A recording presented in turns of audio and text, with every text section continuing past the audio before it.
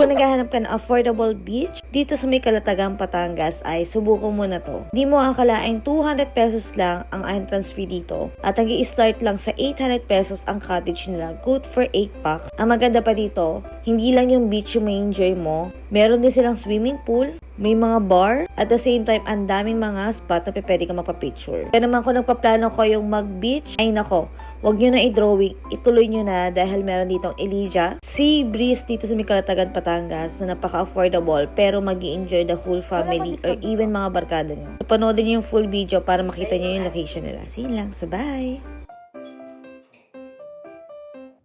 Say one. Tapos ayan. Pakita mo yung dagat. Wow!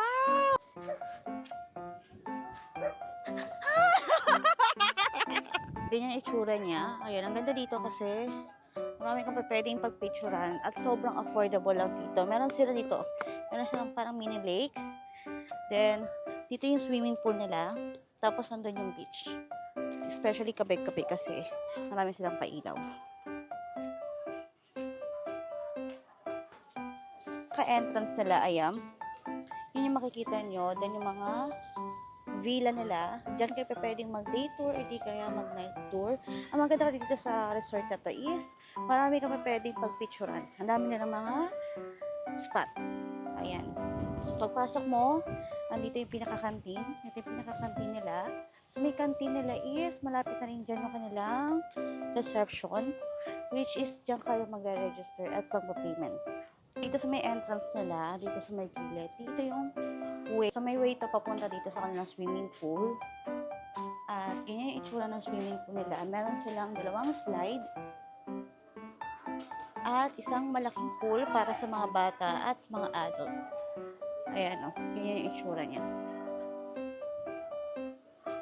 Nila, nandito nakalocate at fairness yung CR nila is nakahiwalay yung toilet at shower room.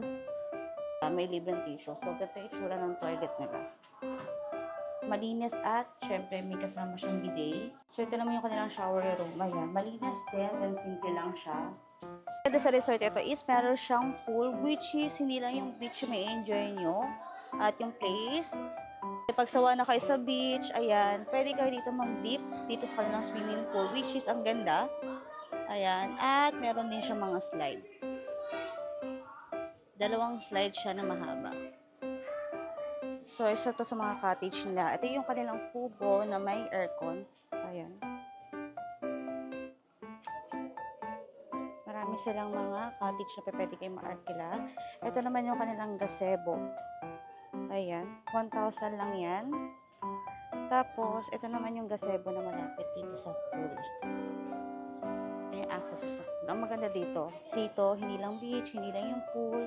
Dahil meron silang bar din dito, which is ayun, ang ganda. Lalo na siguro sa gabi kasi marami silang ilaw. Hindi kayo mag-worry kasi meron silang lifeguard na talagang attentive sa mga guests nila na nag-swimming sa pool. Fairness, meron din silang life band dito, ayun o. Nakaganda ng place kasi, ayun o, ang dami na pwedeng pagpicturan at talagang sobrang worth it. Alam niyo ba sobrang mura lang dito? As in, i-start lang siya ng 200 yung entrance fee, tapos pag sa bata is 100. Another place nila na pwede kayo magpa-picture. Tapos ayan, ang dami din ng mga upuan dito. As in, sobrang mag-i-enjoy kayo dito kasi ang daming place, ang daming mga, diba? Ang daming yung pwedeng pag-picturean dito. Sila dito mini lake, ganyan ang itsura niya. So, yung gazebo pala ng 1,000, ayan, ito yung malapit dito sa may swimming pool. Pero yung kinuha namin is yung kanilang kubo na 1,500 lang at ito naman yung malapit dito sa beach. Pero may mga kubo din sila na may aircon na malapit dito sa beach.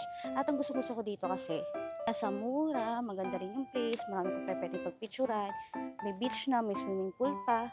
Is, ayan, pwede kang mag-park malapit sa mga cottage nyo, which is sobrang convenient. Low tide lang ngayon, kaya ganyan.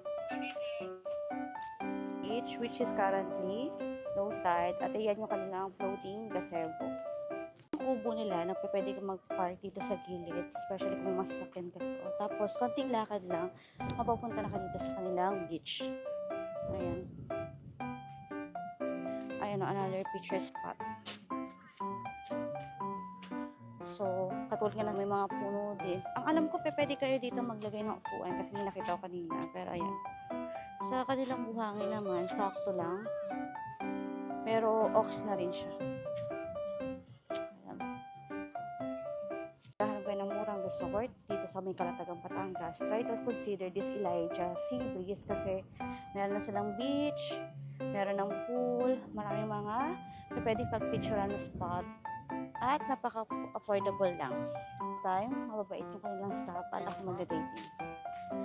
Ayan. Dami nilang mga picture spot. Ang ganda dito kahit siguro dito lalo na kapag gabi kasi open yung kanilang mga ilaw. Pero yun o, na-appreciate ko na kanilang ganda kahit umaga pa.